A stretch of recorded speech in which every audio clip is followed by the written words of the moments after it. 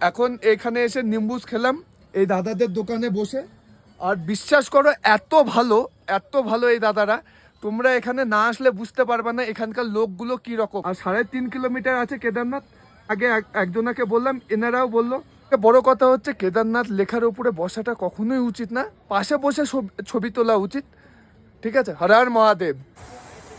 দেখো পুরো ফগে পুরো ভর্তি হয়ে গেছে। আর এই রাস্তা দিয়ে পিট্ঠু আর ঘোড়া আসছে, তার সাথে সাথে আমরাও আসলাম।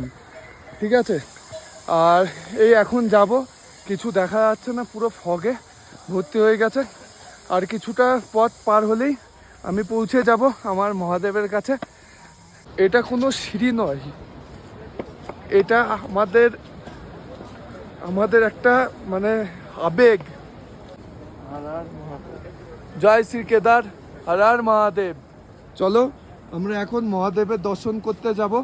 হচ্ছে কেদারনাথের মার্কেট।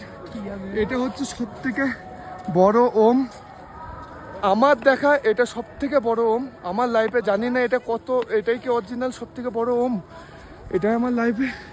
হাত দেখো ভাই, এটা কি বলো তো, এটা কি? এটা আমাদের কেদারনাথ।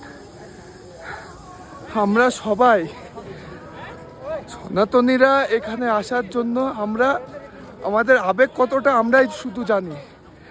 চলে এসেছি মহাদেবের কাছে।